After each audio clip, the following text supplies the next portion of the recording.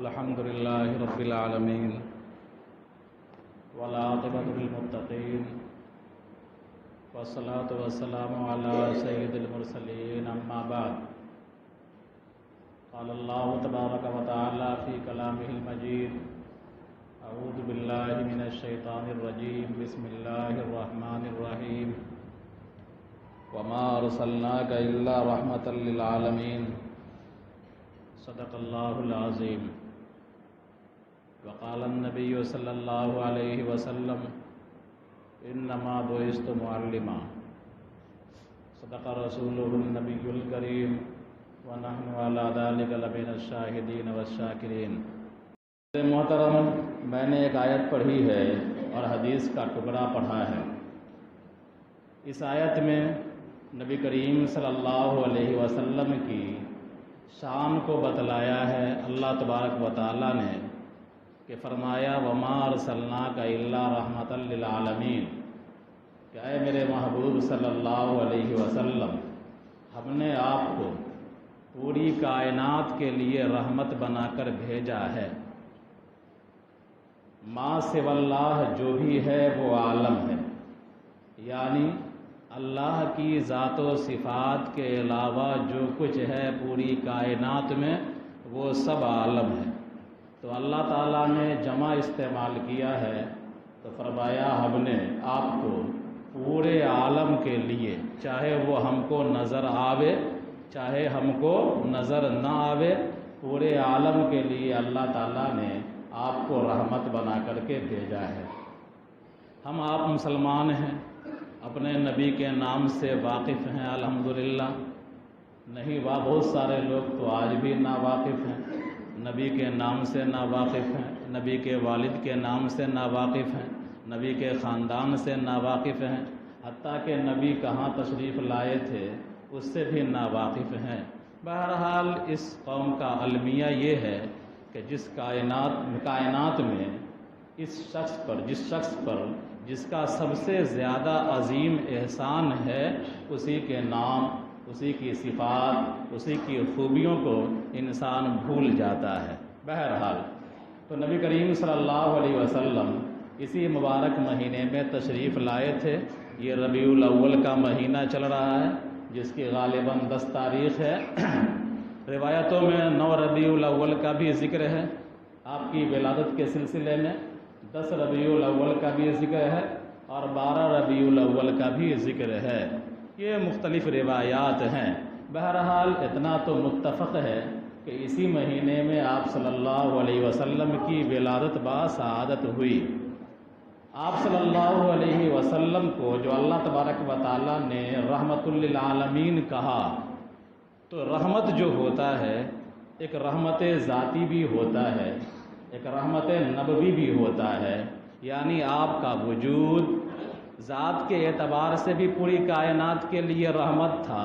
اور آپ کا وجود اپنے علوم و معارف کے اعتبار سے، اپنے علم نبوت کے اعتبار سے بھی پوری کائنات کے لیے رحمت تھا، بطور خاص انسانوں کے لیے، بطور خاص جناتوں کے لیے. آج میں تذکرہ کروں گا نبی کریم صلی اللہ علیہ وسلم کے ذاتی رحمت کا کہ اللہ تبارک و تعالیٰ نے آپ کی ذات کو بھی پوری کائنات کے لیے رحمت بنایا. کئی روایات ہیں تاریخ کے اندر بھی، احادیث کے کتابوں کے اندر بھی، اور مشہور واقعہ سب ہے، آپ حضرات کے علم میں ہے. اچھی تقریریں ماشاءاللہ آپ حضرات سن لیتے ہیں موبائل کے ذریعے سے، یوٹیوب کے ذریعے سے، اور آپ کو اچھی جانکاری ہے الحمدللہ. چند واقعات یاد دہانی کے طور پر، تذکرے کے طور پر آپ حضرات کے روبرو پیش کرنے کی، سعادت حاصل کرنے کی کوشش کرتا ہوں. کہ نبی کریم صلی اللہ علیہ وسلم جب پیدا ہوئے، دنیا کے اندر تشریف لائے، گھر کے لوگوں نے آپ کا نام احمد بھی رکھا، محمد بھی رکھا. آپ جانتے ہیں مشہور واقعہ ہے کہ اس زمانے کا دستور تھا کہ بچوں کو اچھی تربیت کے لیے، اچھی فضا میں پرورش کے لیے دیہات کی طرف لوگ بھیجا کرتے تھے. دیہات سے عورتیں آتی تھیں جن کو دایا کہا جاتا تھا یا انا کہا جاتا تھا. وہ عورتیں آتی تھیں اور آنے کے بعد بچوں کو مکہ سے لے کر کے اپنے قبائل میں لے جاتی تھی اور وہاں ان کو دودھ پلاتی تھیں، ان کی پرورش برداشت ہوتی تھی۔ اسی دستور کے مطابق مختلف قبیلے کی عورتیں مکہ آئیں اور بچے کی تلاش میں کہ بچہ ہم کو مل جائے۔ قسمت سے تمام دائیوں کو، تمام اناؤں کو جو آئی تھی بچہ مل لینے کے لیے، ان کو اچھے اچھے گھر کے بچے مل گئے۔ ایک بچہ جو یتیم گھرانے میں آنکھ کھولا ہے، یتیم ہو کر کے پیدا ہوا ہے، آمنہ کے گھر میں ایک طرح سے مہتاب طلوع ہوا ہے، ظاہری طور پر اس کا کوئی پچھارا نہیں ہے۔ اچھے گھر میں اگر بچہ پیدا ہوتا ہے تو پورا گاؤں خوشی مناتا ہے، اور غریب کے گھر میں، سکندر سیف اللہ کے گھر میں بچہ پیدا ہوتا ہے تو کون خوشی مناتا ہے؟ تو یہی حال ہے۔ بہرحال تو تمام اچھے گھر کے بچے، قبیلے کی عورتیں آئیں اور لے کر کے چلی گئیں، لیکن اس یتیم کو لینے والا کوئی نہ تھا۔ نتیجے میں آخر کار حضرت حلیمہ سعدیہ رضی اللہ تعالی عنہ کا مقدر چمکا اور حضرت حلیمہ رضی اللہ تعالی عنہ آگے بڑھیں اور آ کر کے انہوں نے کسی بچے کو گود لیا اور گود لے کر کے روانہ ہوئیں۔ آپ صلی اللہ علیہ وسلم کی ذاتی رحمت کا ظہور یہیں پر ہوا کہ آپ صلی اللہ علیہ وسلم جس سواری پر تشریف رکھے اور حضرت حلیمہ نے جس سواری پر آپ کو بیٹھایا، آتے ہوئے وہ سواری سب سے کمزور تھی، سب سے لاغر تھی، سب سے پیچھے پیچھے چلنے والی تھی، لیکن جیسے ہی حضرت حلیمہ نے گود لیا، اٹھایا اور سواری پر سوار ہوئی اور چلنا شروع کیا، آپ کی رحمت کا ظہور اس طرح ہوا کہ وہ سواری سب سے زیادہ تیز رفتار ہو گئی اور سب سے اچھی سواری بن گئی۔ یہ کائنات نے، دنیا نے آپ کی ذاتی رحمت کا پہلی مرتبہ مظاہرہ کیا کہ حضرت حلیمہ رضی اللہ تعالی عنہ کی سواری انتہائی تیز رفتاری کے ساتھ چلنے لگی اور سب سے آگے آگے بڑھنے لگی۔ جو ساتھ میں قبیلے کی عورتیں تھیں ان کو تعجب ہوا کہ حلیمہ پتہ نہیں کیا ہو گیا ہے تیری سواری کو، کہ پہلے تمہاری سواری سب سے پیچھے تھی، سب سے کمزور تھی، چلنے میں لڑکھڑا رہی تھی، اور آج تمہاری سواری برق رفتاری کے ساتھ آگے بڑھ رہی ہے۔ حضرت حلیمہ کو خود تعجب ہو رہا تھا اور ان کے دل میں یقین ہو رہا تھا کہ اس بچے کی برکت ہے اور اس بچے کی رحمت ہے جس کی وجہ سے ہماری سواری انتہائی تیز رفتاری کے ساتھ جا رہی ہے۔ بہرحال جب آپ صلی اللہ علیہ وسلم کو حضرت حلیمہ لے کر کے اپنے گھر گئیں، اپنے علاقے میں گئیں، اپنے قبیلے میں گئیں، تو وہ قبیلہ بھی جو قبیلہ بنو سعد تھا، وہ قبیلہ بھی اتنا زرخیز علاقے میں آباد نہیں تھا، وہاں اتنا گھاس اور اتنی ہریالی نہیں تھی جتنی دیگر قبائل کے علاقے میں تھی، لیکن آپ صلی اللہ علیہ وسلم کے وہاں تشریف لاتے ہی رحمت کا مظاہرہ اس طرح ہوا کہ پورا قبیلہ ہریالیوں سے آباد ہوا۔ بہرحال یہ آپ صلی اللہ علیہ وسلم کی رحمت کا مظاہرہ بچپن ہی سے ہو رہا ہے۔ جب حضرت حلیمہ نے تربیت کے بعد، پرورش کے بعد آپ کو گھر پہنچا دیا، مکہ میں ایک مرتبہ سخت قحط پڑ گیا۔ عبد المطلب انتقال کر چکے تھے، ابو طالب آپ کی سرپرستی کر رہے تھے، پرورش پرداخت کر رہے تھے، انتہائی سخت قحط پڑ گیا۔ ابو طالب، خواجہ ابو طالب اس بچے کی شان کو سمجھ رہے تھے اور دادا عبد المطلب بھی کچھ نہ کچھ اس بچے کی شان کو سمجھ رہے تھے۔ لوگوں نے درخواست کیا کہ ابو طالب، مکے کے جانور مر رہے ہیں، پورا مکہ خشک سالی کا شکار ہے، قحط سالی ہے، بھوکمری ہے، پانی کا نام و نشان نہیں، لوگ پیاسے بلبلا رہے ہیں، جانور بلبلا رہے ہیں، کچھ کرو اللہ کے واسطے تاکہ بارش ہو۔ روایت کے اندر آتا ہے، ابن عساکر نے اپنی تاریخ میں یہ روایت کو نقل کیا ہے، بڑے مورخ ہیں ابن عساکر، اس نے لکھا ہے کہ خواجہ ابو طالب چند لوگوں کو لے کر کے اور خانہ کعبہ کے پاس آئے، ان کے ہاتھ کی انگلی پکڑے ہوئے ایک چھوٹا بچہ بھی تھا۔ خواجہ ابو طالب نے اس بچے کے پیٹھ کو کعبہ کی دیوار سے لگایا،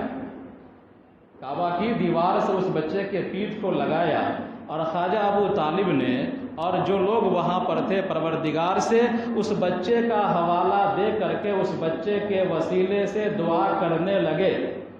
راوی کہتے ہیں، مورخ لکھا ہے ابن عساکر نے کہ اس تاریخی روایت کے جو راوی ہیں حضرت غالباً جہلمہ ہے غالباً، تو وہ بیان کرتے ہیں کہ ایسا لگ رہا تھا کہ جس طرح گھنگھور گھٹا چھائی ہو، گھنگھور گھٹا چھانے کے بعد بارش خوب ہوئی ہو، اور بارش ہونے کے بعد بادل بالکل آسمان پر صاف ہو گیا ہو، اور اس وقت چاند اگر بدر کامل ہو، 14ویں رات کا چاند ہو، تو اس چاند کی خوبصورتی کا کیا کہنا ہوگا۔ یعنی آسمان پر بادل کا نام و نشان نہیں، اور فضا میں گرد و غبار کا نام و نشان نہیں، اور انسان کی آنکھ بھی ٹھیک ہو، تو اس وقت بدر کامل کتنا چمکتا نظر آئے گا۔ روایت کرنے والے بیان کرتے ہیں کہ میں نے دیکھا کہ ایسا لگا کہ بادل ہٹ گیا ہو اور ایک چاند جیسا مکھرا والا چہرے والا ایک چھوٹا سا بچہ سامنے ابو طالب کے بازو سے نمودار ہوا ہے، اور ابو طالب نے اس کو خانہ کعبہ کے دیوار سے ٹیک لگا کر کے ہاتھ اٹھایا ہے اور دعا کیا ہے۔ مورخ بیان کرتے ہیں کہ ابو طالب کی دعا ابھی ختم نہیں ہوئی تھی کہ آسمان پر ابر کا ٹکڑا بھی نہیں تھا، لیکن اچانک چاروں طرف سے ابر آنے لگا، دھیرے دھیرے ابر اکٹھا ہو گیا، گھنا بادل ہو گیا، اور دعا مکمل بھی نہیں ہوئی کہ آسمان سے بارش شروع ہوئی اور پورا مکہ جل تھل ہو گیا، بارش سے سیراب ہو گیا۔ تو نبی کریم صلی اللہ علیہ وسلم کی ذاتی رحمت کا یہ عمومی مظاہرہ تھا جو مکہ والوں نے محسوس کیا اور مکہ والوں نے دیکھا۔ ایک اور موقع ایسا آیا قحط سالی کا، اس موقع پر بھی ابن عساکر نے لکھا ہے، بیان کیا ہے کہ اس موقع پر بھی لوگ جناب نبی کریم صلی اللہ علیہ وسلم کو لے کر کے آئے، اور آنے کے بعد خانہ کعبہ کے دیوار پہ سٹا دیا اور دعا کیا اللہ تبارک و تعالیٰ سے۔ اللہ تبارک و تعالیٰ نے ان کی دعا کو قبول کیا آپ کے طفیل میں، اور پورے مکہ کو سیراب کر دیا۔ بہرحال تو آپ صلی اللہ علیہ وسلم کے ذاتی رحمت کا مظاہرہ بچپن ہی سے چالو تھا۔ یہ تو اللہ تبارک و تعالیٰ کی طرف سے رحمت کا انتظام ہوا جو اللہ تعالیٰ نے مختلف وقتوں میں مظاہرہ کروایا۔ اس کے بعد آپ جانتے ہیں نبی کریم صلی اللہ علیہ وسلم کو 40 سال کے، اپنا کام کر لیجئے، چندہ شروع کر دیجئے۔ نبی کریم صلی اللہ علیہ وسلم کو 40 سال کے عرصے میں نبوت ملی، آپ کا 40واں سال تھا۔ آپ صلی اللہ علیہ وسلم نے لوگوں کو دعوت دینا شروع کیا، اکا دکا لوگ مسلمان ہو رہے تھے، وہ بھی غریب غربا۔ حدیث کے اندر آتا ہے کہ ان الاسلام بدا غریبا وسیعود کما بدا غریبا فطوبى للغرباء،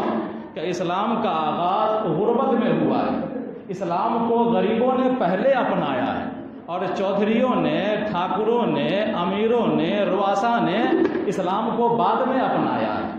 تو ان الاسلام بدا غریبا، اسلام کا آغاز غربت کی حالت میں ہوا ہے، وسیعود کما بدا غریبا، اور اسلام اسی طرح سمٹ جائے گا جس طرح شروع زمانے میں آغاز ہوا، یعنی آخر دور میں اسلام کو ماننے والے غریب غربا ہی ہوں گے۔ فطوبى للغرباء، ایسے وقت میں جب ہر طرف فتنوں کا دور ہوگا اور بدھن جمراتی ٹائپ کا آدمی مسلمان ہوگا، اور ہم شیخ صاحب، سیٹھ صاحب، اور وہ ملنگ صاحب، بابا صاحب، یہ سارے لوگ اس وقت فتنے کے دور میں یہ سارے لوگ اسلام سے محروم ہوں گے۔ حدیث کے اندر آتا ہے طوبیٰ للغرباء، کہ ایسے لوگوں کے لیے بشارت ہے، ایسے لوگوں کے لیے خوش ایسی ہے، ایسے لوگوں کے لیے اللہ کا انعام ہے۔ بہرحال تو اس وقت جب نبی کریم صلی اللہ علیہ وسلم پر ایمان لانے والے چند افراد تھے، آپ صلی اللہ علیہ وسلم نے لوگوں کے ایمان کی لالچ میں کہ کس طرح لوگ ایمان لے آئے، مکہ کو چھوڑ کر کے طائف تشریف لے گئے کہ جاتے ہیں اس قبیلے میں، وہاں جا کر کے دعوت دیتے ہیں۔ مکہ والے ہو سکتا ہے ضد اور عناد کی وجہ سے حد سے آگے بڑھ گئے ہیں، طائف والے کی کوئی ذاتی ہماری دشمنی نہیں، کسی سے ذاتی دشمنی بھی نہیں تھی، طائف والے ہو سکتا ہے کہ ایمان لے آئے۔ بہرحال آپ صلی اللہ علیہ وسلم جب طائف پہنچے تو طائف پہنچنے کے بعد وہاں کے سرداروں سے بات کیا، عبد یالیل وغیرہ سے بات کیا، وہاں کے سرداروں نے آپ صلی اللہ علیہ وسلم کی تمام باتوں کا انکار کیا، آپ کی مخالفت کی، اور جب آپ واپس آنے لگے تو وہاں کے گنڈوں کو، لچوں کو، لفنگوں کو، آوارہ لونڈوں کو ان لوگوں نے پیچھے لگا دیا۔ یہ لچے، آوارہ گنڈے اور یہ گلی کے ایک طرح سے کتے، یہ لوگ نبی کریم صلی اللہ علیہ وسلم پر پتھر بازی شروع کر دیا اور اتنا پتھر مارا کہ آپ کا جسم اطہر لہو لہان ہو گیا۔ ایسے موقع پر وہ جو رحمت کا مظاہرہ تھا من جانب اللہ تھا، لیکن اب جو مظاہرہ ہو رہا ہے یہ نبی کریم صلی اللہ علیہ وسلم اپنی رحمت کا عملی مظاہرہ فرما رہے ہیں کہ ایسے موقع پر فرشتہ خدا کی طرف سے حاضر ہوا کہ اے محمد صلی اللہ علیہ وسلم، میں ملک الجبال ہوں، پہاڑوں کا فرشتہ ہوں، اللہ تبارک و تعالیٰ نے آپ کے پاس بھیجا ہے اور اس لیے بھیجا ہے تاکہ آپ کے دلجوئی کروں، اور جن لوگوں نے آپ کی مخالفت کی ہے اور آپ کو پتھر برسایا ہے، آپ پر پتھر بازی کی ہے، آپ پر پھبتیاں کسی ہیں، آپ پر فقرے کسے ہیں، آپ کو گالیاں دی ہیں، آپ کو لہو لہان کیا ہے، میں آپ کا حکم ہو، آپ کی اجازت ہو تو میں 2 پہاڑوں کو سٹا دوں اور یہ لوگ پس کر کے آٹا ہو جائیں گے، چکی کے پاٹ میں پس جائیں گے، پہاڑ کے پاٹ میں آٹا ہو جائیں گے۔ نبی کریم صلی اللہ علیہ وسلم نے اس موقع پر فرمایا کہ نہیں، میں نبی رحمت بنا کر بھیجا ہوں، اور آپ صلی اللہ علیہ وسلم نے کہہ دیا اللہم اہد قومی فإنہم لا یعلمون، کہ اے اللہ میری اس قوم کو ہدایت فرما، اے اللہ میری قوم کو ہدایت عطا فرما، یہ لوگ مجھے جانتے نہیں، یہ لوگ مجھے پہچانتے نہیں۔ حالانکہ اگر آپ اشارہ کر دیتے، آپ اجازت دے دیتے تو پورے طائف کی بستی اور چھوٹا بڑا سب اس پہاڑ کے بیچ میں پس جاتا، لیکن آپ صلی اللہ علیہ وسلم نے اپنی رحمت کا مظاہرہ کیا اور ان لوگوں کو درگزر کر دیا اور ان لوگوں کے لیے دعائیں کی۔ جنگ بدر کا موقع ہے، کفار مکہ میں کون سا موقع ایسا تھا جو نبی کی مخالفت کو ان لوگوں نے اپنا شیوا نہیں بنایا تھا، اور کون سا موقع ایسا آیا مخالفت کا جو کفار مکہ چوک گئے ہوں اور مخالفت نہ کی ہو؟ لیکن وہی جنگ بدر کا موقع ہے، آپ صلی اللہ علیہ وسلم فاتح ہیں، بدر میں مسلمانوں کو فتح مل گئی ہے، کفار کے 70 سردار قیدی بنا دیے گئے ہیں، قیدی ہیں سامنے، اور اس میں بڑا بڑا مجرم ہے،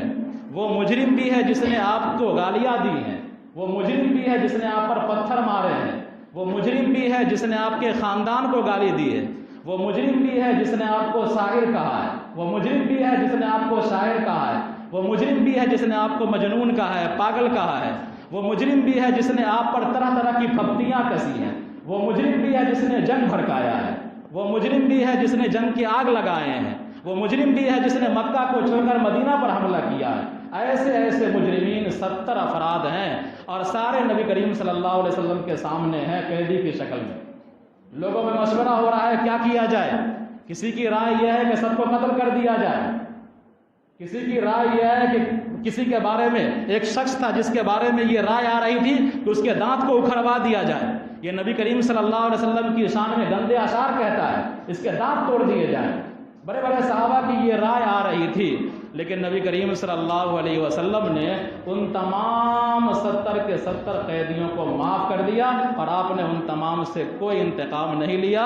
ان سے اتنا ہی کہا کہ جس کے پاس فدیہ ہو وہ فدیہ دے دے، اور جو فدیہ نہیں دے سکتا ہے ہمارے معاشرے کے مدینے کے 10 غریب بچوں کو پڑھا کر کے وہ آزاد ہو جائے اور وہ غلام نہ بنے۔ آپ صلی اللہ علیہ وسلم نے اپنے ذاتی رحمت کا جو اللہ تبارک و تعالیٰ نے آپ کو عطا کیا تھا اس طرح مظاہرہ کیا۔